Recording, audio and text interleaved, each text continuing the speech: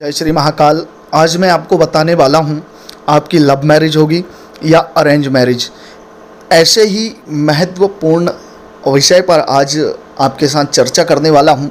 आप वीडियो को अंत तक देखते रहिए और इस वीडियो को देखने के बाद आप समझ जाएंगे कि आपकी लव मैरिज होगी या अरेंज मैरिज। तो चलिए वीडियो को हम प्रारंभ करते हैं। जैसा कि आप सब जानते हैं, जो भी मनुष्य होता है वह अपने विवाह को लेकर काफ़ी उत्सुक होता है कि उसका विवाह कैसा रहेगा। वह अपनी इच्छा के अनुसार विवाह करेगा या फिर घर वालों की मर्ज़ी से विवाह करेगा। ऐसे ही आप हाथ की रेखाओं को देखकर समझ सकते हैं कि आपका विवाह कैसे होगा और वास्तव में आपके विवाह की स्थिति क्या होगी। चलिए मैं आज आपको इस विषय में बता देता हूँ। आप सब जानते हैं, बुद्ध पर्वत के नीचे ऊपर की ओर आने वाली जो रेखाएं होती हैं, यह विवाह रेखा होती है। जी हाँ, इस रेखा को विवाह रेखा कहा जाता है। और हाथ में यह रेखाएं जितनी स्पष्ट होंगी, जितनी गहरी होगी और सीधी होगी, तो यह सुखी वैवाहिक जीवन को बताने वाली होती है कि आपका वैवाहिक जीवन सुखी रहने वाला है और आपको ससुराल अच्छा मिलेगा, आपका जीवन साथी अच्छा रहेगा। लेकिन यही रेखाएं अगर बीच बीच में से टूट रही हों, जी हाँ, यही रेखाएं बीच बीच में से टूट रही हों, तो यह आपके दुखी वैवाहिक जीवन को बताने वाली होती हैं कि आपका जो वैवाहिक जीवन है वह संघर्ष भरा रहेगा, कष्ट भरा रहेगा या आपका संबंध विच्छेद हो सकता है। उसी के साथ साथ हाथ में एक से अधिक विवाह रेखा भी हमें देखने को मिलती है।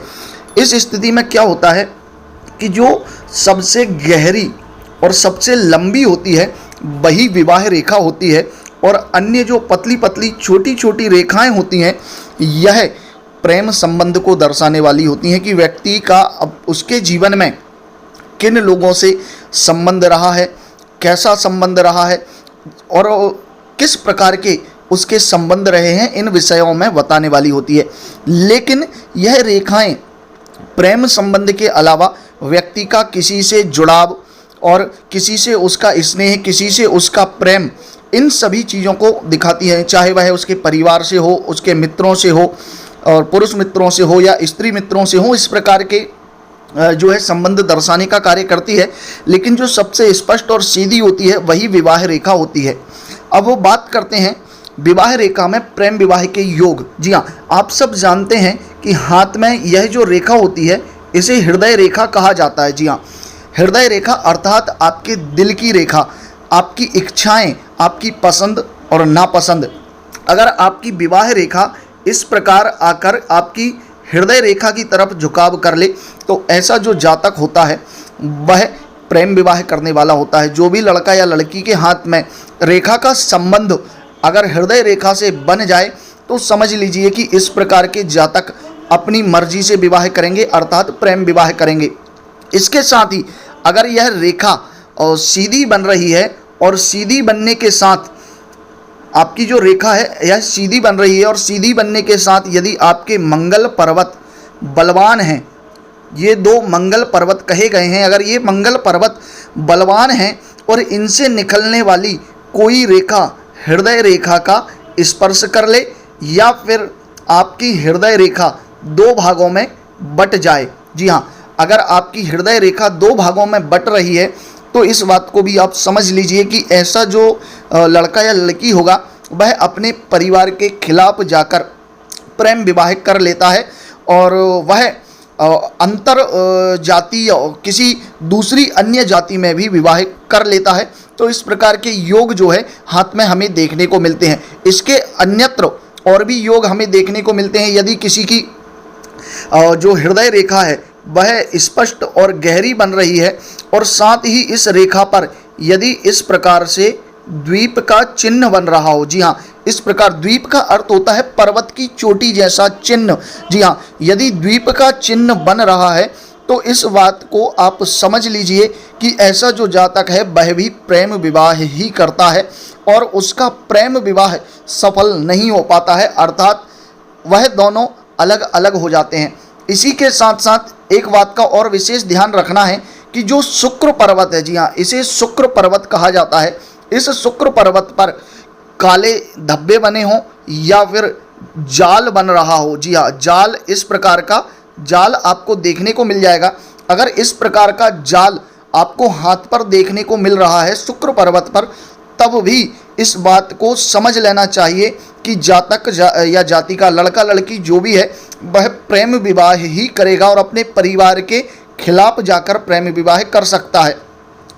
अन्यत्र इसके अलावा और भी हाथ में योग बनते हैं, जैसे बृहस्पति पर्वत पर, ये जो पर्वत है इसे बृहस्पति पर्वत कहा जाता है। अगर इस पर क्रॉस का निशान बन रहा हो और विवाह रेखा आपकी स्पष्ट हो और गहरी हो, और साथ ही यह रेखा जो है आपकी हृदय रेखा की तरफ, जी हाँ, ये जो हृदय रेखा है इसकी तरफ अगर झुकाव ले रही है और दो मुखी अगर आपकी विवाह रेखा हो रही है, तब भी इस बात को आप स्पष्ट रूप से समझ सकते हैं कि आपका प्रेम विवाह ही होगा, आप अपनी मर्जी से प्रेम विवाह करेंगे। अब हम बात करते हैं अरेंज मैरिज की। जी हाँ, अरेंज मैरिज के लिए जो सबसे महत्वपूर्ण विषय है वह यह है कि आपकी विवाह रेखा एकदम स्वच्छ और स्पष्ट और गहरी होना चाहिए और सीधी होना चाहिए। उसी के साथ साथ आपका बृहस्पति का जो पर्वत है, जी हाँ, बृहस्पति का पर्वत आपका उच्च का होना चाहिए, बाकी सभी पर्वतों से काफ़ी उठा हुआ होना चाहिए। उस पर शुभ चिन्ह होने चाहिए। शुभ चिन्ह का जो वास्तव में अर्थ होता है, जैसे कमल का चिन्ह होना चाहिए या फिर त्रिकोण होना चाहिए। त्रिकोण के साथ साथ जो है लाल कलर का तिल होना चाहिए। जी हाँ, लाल कलर का अगर तिल भी आपके बृहस्पति पर्वत पर देखने को मिलता है तो यह आपके सुखी वैवाहिक जीवन को बताने वाला होता है और आप अपनी परिवार की मर्जी से विवाह करेंगे और यह विवाह आपका जीवन भर आपको सुख देने वाला होता है। इसी के साथ साथ हाथ में कुछ रेखाएं और भी जो हमें बताती हैं विवाह के विषय में कि पूर्ण विकसित और स्वच्छ विवाह रेखा हो और साथ ही मणिबंध से निकलने वाली भाग्य रेखा सीधा शनि पर्वत की तरफ चली जाए। जी हाँ, सभी के हाथ में भाग्य रेखा देखने को मिलती है और यह रेखा यदि शनि की तरफ चली जाती है तो ऐसे लड़के या लड़की का विवाह संपन्न परिवार में होता है। और यदि इसके अलावा आपकी यह जो भाग्य रेखा है आपकी, वह अगर बृहस्पति पर्वत की तरफ जा रही है, तब तो समझ लीजिए कि ससुराल में बहुत सुख, प्रेम और स्नेह मिलने वाला है।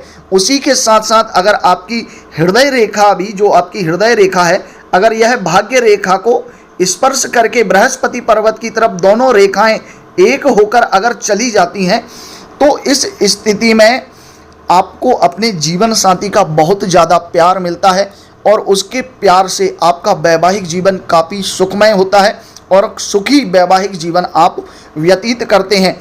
अब एक और महत्वपूर्ण योग हाथ में होता है जो सुखी वैवाहिक जीवन को अर्थात अरेंज मैरिज को दर्शाने वाला होता है। वह होता है कि आपकी जीवन रेखा स्पष्ट हो, उसी के साथ आपका शुक्र पर्वत उठा हुआ हो और बृहस्पति पर्वत भी उठा हुआ हो और आपकी भाग्य रेखा हाथ से निकलकर सीधा शनि पर्वत में चली जाए और उसके बाद सूर्य पर्वत पर एक रेखा हो और सूर्य पर्वत भी आपका उठा हुआ हो, तो समझ लीजिए कि ऐसे लड़के या लड़की का विवाह राजनैतिक परिवार में होता है और वह विवाह के बाद सफल राजनेता के रूप में उभर कर आती है। ऐसा जो विवाह होता है वो दो राजनीतिक परिवारों के बीच में होता है, जो दोनों परिवार राजनीति से जुड़े हुए हैं, या फिर ऐसे जो जातक जातिका हैं उनका विवाह ऐसे व्यक्ति से होता है जो एकदम सफल पद पर बैठा हुआ है, IAS, IPS या ऐसे ही उच्च पद पर आसीन व्यक्ति के साथ उसका विवाह होता है और पूरा जीवन सुखमय व्यतीत होता है। आशा करता हूँ आप हस्तरेखा के इन सभी विषयों को समझ गए होंगे और अपने अनुभव को कमेंट बॉक्स में कमेंट करके ज़रूर बताइए आपके हाथ में किस प्रकार के योग बन रहे हैं। क्या आपका प्रेम विवाह हुआ है या आपकी का विवाह ब्रह्म विवाह है अर्थात परिवार की मर्जी से है, और आपका जीवन अभी कैसा चल रहा है। तो कमेंट बॉक्स में कमेंट करके ज़रूर बताइए। और आप वीडियो को लाइक नहीं करते हैं तो कृपया वीडियो को लाइक ज़रूर करें। आपका एक लाइक मेरे लिए बहुत ज़्यादा अमूल्य होता है। अगले वीडियो में पुनः मिलेंगे नए विषय को लेकर, तब तक के लिए जय महाकाल।